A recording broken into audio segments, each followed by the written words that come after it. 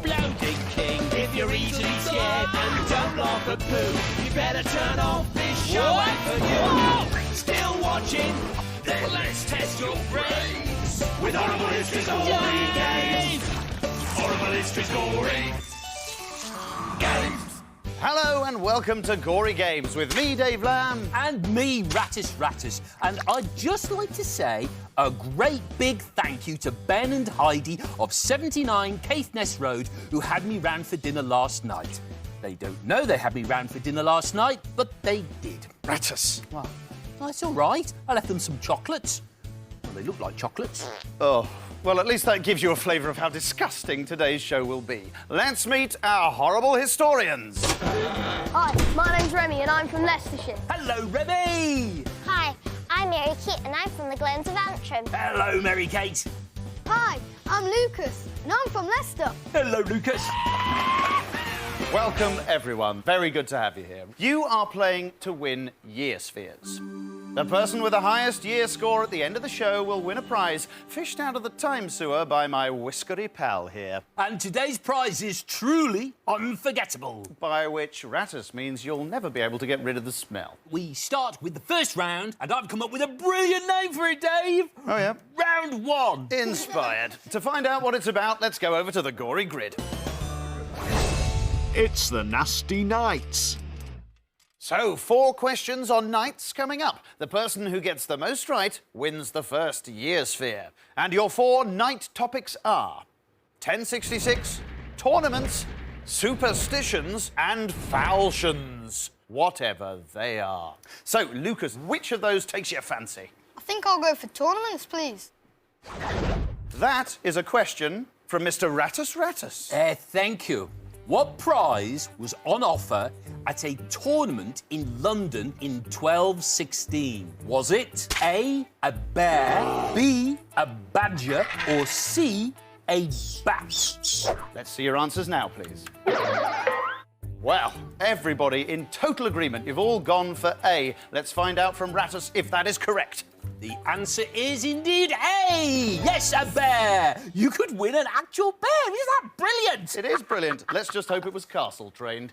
So there we go. That's a point each. Well done. Mary Kate, it's your turn to choose a topic. 1066, please. I'll get straight to the point. My question is, after William the Conqueror landed near Hastings in 1066, he dismantled his ships to turn them into what? A, bonfires, B, catapults, or C, castles? Let's see your answers now, please. You've all gone for catapults. Let's find out if you're all right or all wrong. The answer is C. He made them into temporary wooden castles. Yes, I mean, his ships were basically early versions of Transformers. No points scored at all there. Not to worry, though. It's early days. Remy, it's your turn to choose a category. I'm going to go for superstitions, please. What was thought to be evil in the Middle Ages? Was it A, being left-handed, B, having red hair, or C, having green eyes? Let's see your answers now, please. Disagreement. Let's find out who's right. The answer is A. You weren't allowed to be left-handed in the Middle Ages. We thought being left-handed was evil. Uh-oh. Very, very impressive, Lucas. You've gone into the lead with 1 more category left. Falchions. What was a falchion? A, a hunting bird, B, a heavy sword, or C, a pie made of pig intestines? Answer that question now.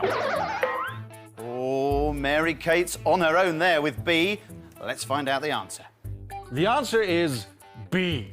A falchion was a weapon which combined the power of an axe with the versatility of a sword. It could get you out of trouble, if you could pick it up, that is. Mary Kate, well played. So that means that we have a tie. Remy, your history for now, I'm afraid. Don't worry, you'll get more chances later on. Mary Kate and Lucas, fingers on your buzzers, because we are going to a tiebreaker question. Beginning with the letter A, the metal protective coverings worn... Lucas! Armour. Armour is absolutely right. Well played indeed. So, Lucas, congratulations. You've won the quiz, and it's time to choose your year sphere, which means it's time for me to say, All hail the potty pyramid! Hey, Lucas, imagine it's your nose and pick it carefully. Yes, very good, Lucas. Just leave that on the podium. We'll find out what's in there later on. Now, winning the night quiz means that Lucas is automatically through to play the night game. But will he be alone or will everyone get to play? Let's find out.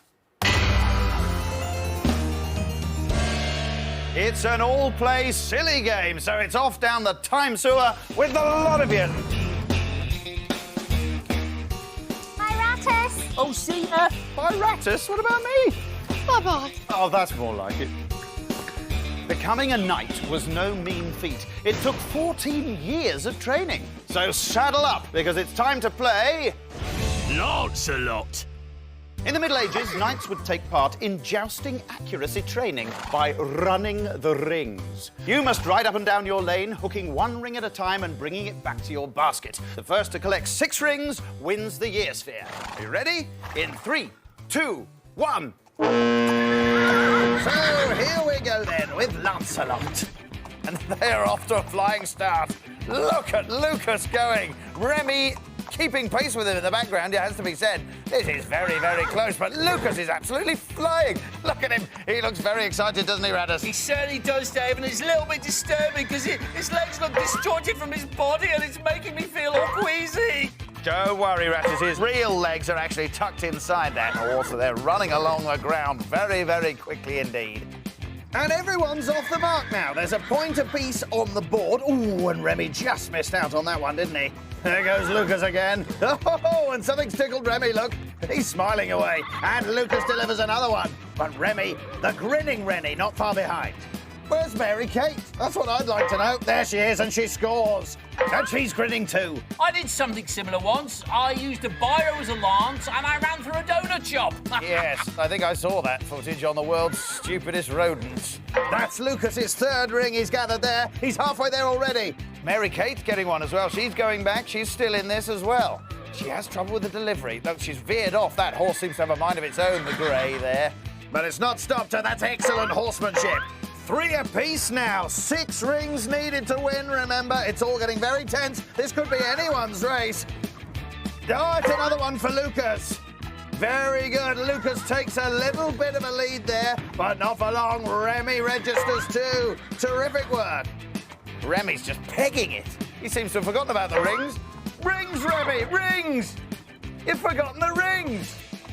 There's another one delivered for Lucas. It's going in, it's going in, it's going in, it's in. Superb. Oh, and dear, Mary Kate's dropped another one. But I should say that Lucas only needs one more ring to end the game. Remy, though, has remembered it's about the rings. He's hot on his heels, or hot on his hooves, should I say. He's got 5 now, so it's a sprint to the finish. Lucas or Remy? Remy or Lucas? Well, it's probably not Mary Kate now, despite that ring. Here comes Lucas. Is this the winning ring? Yes, he's done it. Lucas is the first for 6 rings, and there's all manner of crazy dancing going on. Congratulations, Lucas. Help yourself to another year sphere there. Commiserations, you two. Time now for everyone's favourite game. Well, my favourite game anyway. Yes, it's the Rattus game! And I've devised a special game called The Point of No Return. Now, the Aztecs had an unusual method of keeping their soil rich and fertile. So, have you all got your bows and arrows? Oh, I don't like the sound of this suddenly. So, yes, the Aztecs used to make their own unique sprinkler system by filling an enemy warrior full of arrows. They thought his blood would enrich the soil. So, all we need now is an enemy warrior. Dave? No. Which is Aztec for yes, yes. 1 point per hit, everybody. Off you go! No. Put the arrows down. Thank you. Lucas, down. Rattus, that is incredibly dangerous. I mean, look at these things. You could do a serious amount of damage with one of these. Ow! Sorry, Jeff. Really hurt, actually. Come on, it's just a flesh wound. Thank you, Rattus, for that. On to round 2 proper. And to find out what's up next, it's over to the Gory grid. It's the Vile Victorians. Good day. 4 questions again, and here are your all-important Victorian topics.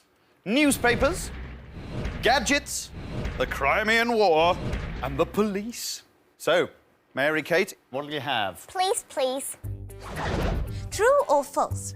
Constable William Atkinson, the first ever Victorian policeman, was fired after just 4 weeks on the job. Let's have a look at your answers. Interesting. The boys think it's true. Mary-Kate thinks it's false. Let's find out. It's false. Constable Atkinson was fired just 4 hours after he started, having already broken numerous rules. OK, well done, Mary-Kate. It's your turn to pick a topic. Remy, what will you have? Can I please have the Crimean War? True or false?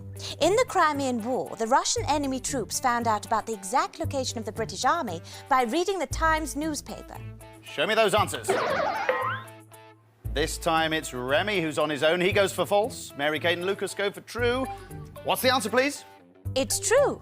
The Crimean War was the first ever to be covered by a journalist, William Russell, who wrote lots of detail, and the Russians found it very useful, I can tell you. You couldn't make it up.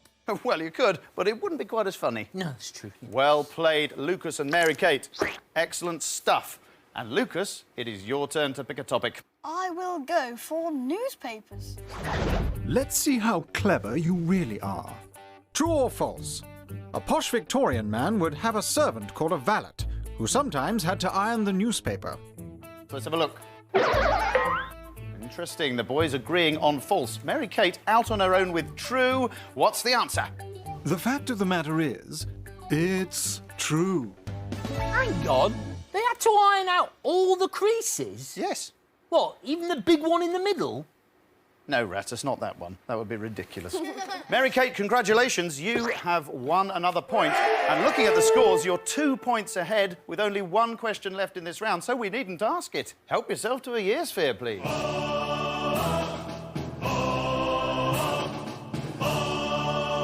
Mary-Kate, congratulations. As the winner of the Victorian quiz, you are through to play the Victorian game. But will it be just you, or will the others get to play too? Let's find out, shall we? It's a single-player, brainy game. So, Mary-Kate, I hope you're feeling brainy. Off down the time sewer on your own this time. Bye, dears. Bye. Isambard Kingdom Brunel was a brilliant engineer, but a rubbish magician. Back in 1843, he got a coin stuck in his throat while doing a magic trick, and it nearly choked him to death. He only managed to dislodge it thanks to a clever device designed by his father. It's time to play Barmy Brunel! Your challenge is to work out which cog goes where. Once they're all in the right place, you can turn the wheel and flip Brunel upside down to dislodge the coin, save his life, and win yourself a year's fare. But you've got to be quick. You're against the clock, which is starting to tick now.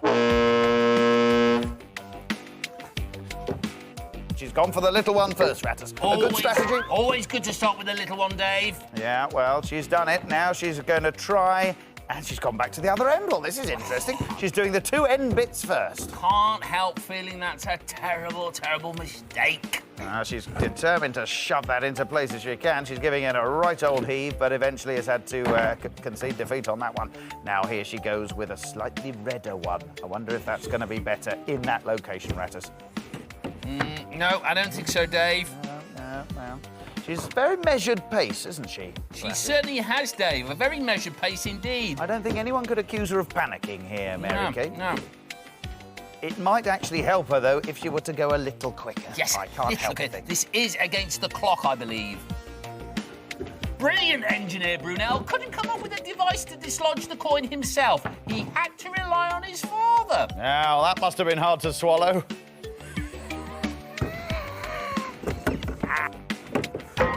And Mary-Kate's got the second cog in. Lovely. Do I have to tell you this? Well, I probably do. Do not put coins in your mouth because you might choke. Put them in your pockets. Or, alternatively, put them in my pocket. Or Rattus's tiny pocket that he keeps about his person. What do you think you are, Rattus? Some kind of miniature kangaroo? 30 seconds remaining. She's running out of time here now. It has to be said. Now, that looks like it goes in there, so she's just one away. Can she get this going? I think she can. That looks to me like the right piece. She's just got to slot it in there. Where's she going? Where is she going? That was the correct piece.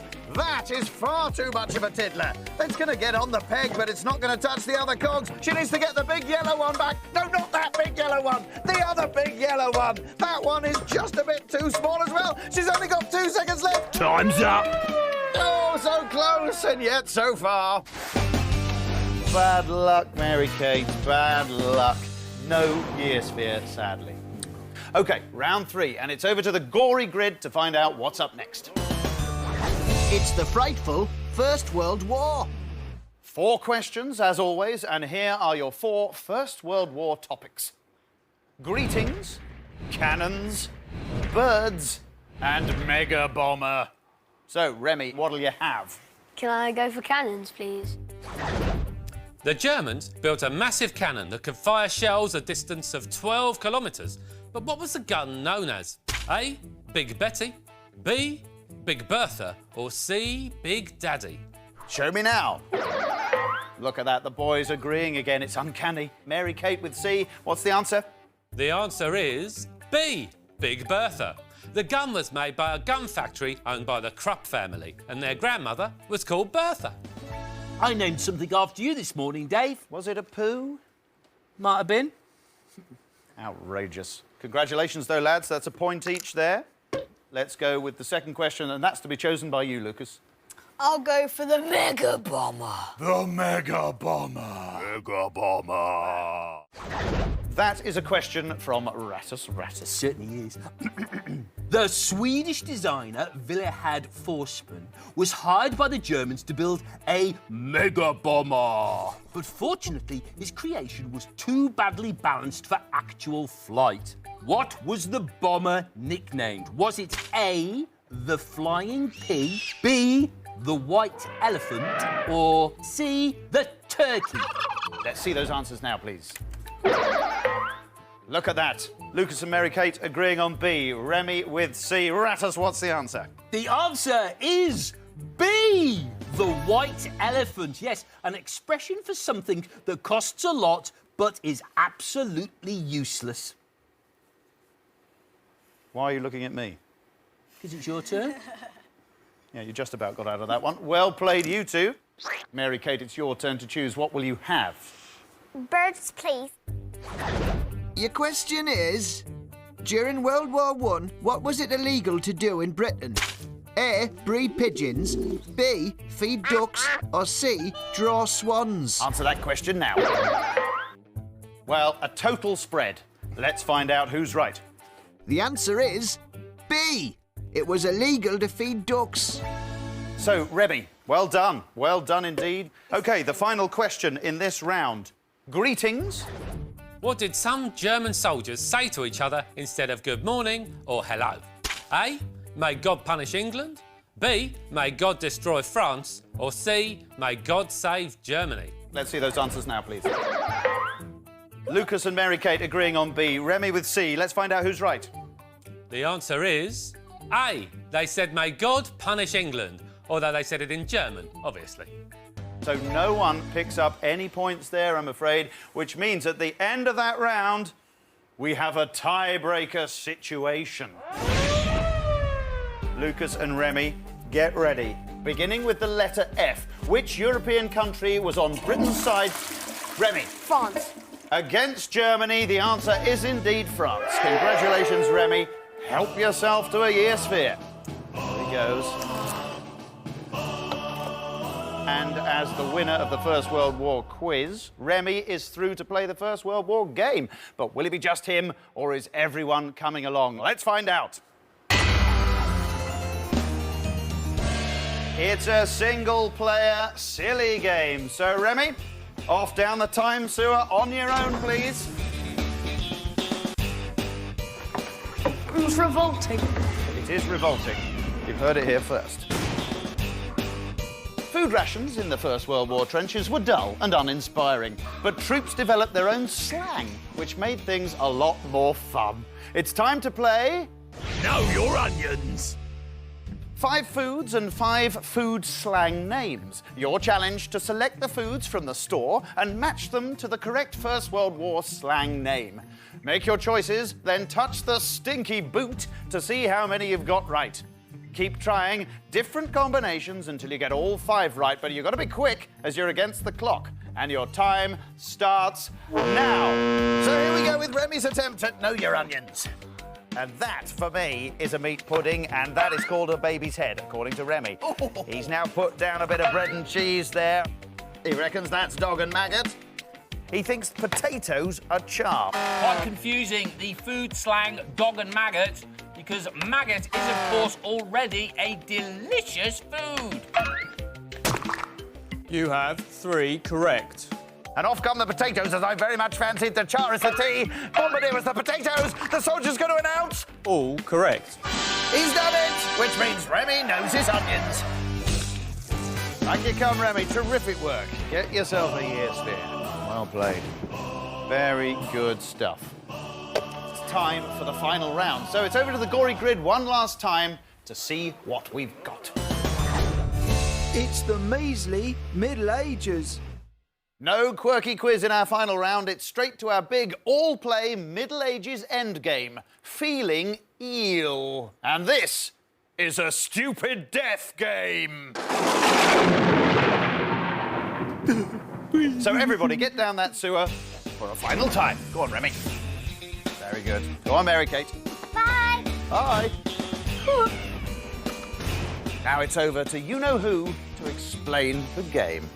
Yes, King Henry I died from eating too many lampreys, which is sort of like really ugly eels. He loved them so much he just couldn't stop himself, and soon he was feeling really, really lamprey. Don't you mean really eel? Oh, that's what I said. The words aren't important. The funny thing is that he died. Anyway, the challenge is to fetch your slimy lampreys, run down your lane and feed them into Henry I's mouth. The person who gets the most in their Henry's mouth within the time limit wins the year's sphere. And your time starts now! Here they go, the eels, charging down the lane, and Lucas is there like a flash. And now they're ramming it into Henry I. I mean, how Henry I could enjoy that experience, I really don't know. I mean, have you ever had an earthworm forced down your throat, for example, Rattus? No, Dave, that's not something I enjoy, and it does remind me we must worm our dog. Yeah, well, that does need to happen. And Henry I is getting another one off Lucas there. That's terrible. This is terrible business, isn't it? No wonder it killed him in the end. What happened, of course, to the real Henry I was that he had too many lampreys. Someone gave him a laxative to get rid of them, and it killed him. Awful. Quite literally, in the end. Yeah, it killed him in the end. You're absolutely right. Well, Mary-Kate's struggling there. She's gone in with the tail. The important thing tactically here, Rattus, is to get the head of the lamprey in first. Everyone's made an excellent start then, but those eels are very slimy and things will get very slippery very soon. I think it's probably important to point out that Henry I didn't have a see-through stomach. He never had a perspex covering on his stomach there, did he? That is for the purposes of this game, so that we can see how many lampreys each of the contestants has successfully delivered. And there's one being delivered there by Mary-Kate. She's settling into a nice rhythm, isn't she, Rattus? An excellent rhythm there from Mary-Kate. Yeah, and Remy too. Tick-tock! Your time is running out! Thanks for that, Death. Remy seems to be slowing down a bit, doesn't he? A little bit tired, I think, and he's... Well, that's not good. That's not going to... He's crawling around at the end of the lane. That's not going to get Henry fed. Seconds to go now. Who can deliver those last vital eels? Whoa! Remy's lost his footing again. But Lucas has fed in his 6th eel. This is incredibly close. Time really running out now. Have Remy and Mary-Kate got time to get one more eel in? Time's up. No, they haven't. And if you leave an eel halfway into the mouth, as Mary-Kate has there, I'm afraid that does not count. Good effort. Back behind your podiums, please. Glad to see you've all been de-slimed. I can announce to you that the winner with 6 eels was Lucas. Yes! Lucas, help yourself to a year sphere, please. Look at that. He's absolutely chuffed to pieces. So there we have it. Now it's time to count up those year spheres. And remember, AD dates are added and BC dates are subtracted. Lucas, if you'd start off with your end one, please. That is 1658 AD, the death of Oliver Cromwell that year. Let's have a look at the next one. It's not too bad at all. It's 64 AD, the Great Fire of Rome that year. Let's have a look at this last one. It could be crucial. 1760 AD. George III became king that year. I can tell you that you've actually scored 3,482 points. He's delighted with that, and why wouldn't he be? Now, Mary-Kate, I don't think you can beat that, but let's have a look at what you've got. Oh, it's 776 BC. The first ever ancient Olympics was that year. Now, Remy, it's all on you. What have you got there? Oh dear! 212 BC. The death of the Greek inventor and scientist Archimedes was that year. Let's have a look at that last one. 43 AD. The Emperor Claudius invaded Britain that year, and Remy has scored minus 169 points. And that means that today's winner with that score of 3,482 points is Lucas. Yes, it's true. And as a prize, we have something that money simply can't buy, because nobody would dream of selling it. Yes, it's some old rubbish that Rattus found in the time sewers. What have you got for us today, Rattus? Well, Dave, if you reach under the desk here and give us a drum roll. Uh-huh. It's an Incan drum made out of the skin of their enemy. Thanks for that, Rattus. There you go, Lucas. I wouldn't touch that. It's not pleasant. Oh, thank you. So, thanks to our gallant runners-up, Mary-Kate and Remy, who get to enjoy the raw thrill and even rawer smell of a journey home through the time sewers. I'm afraid this is not going to be pleasant. Goodbye. See yous. Bye. Don't get too messy.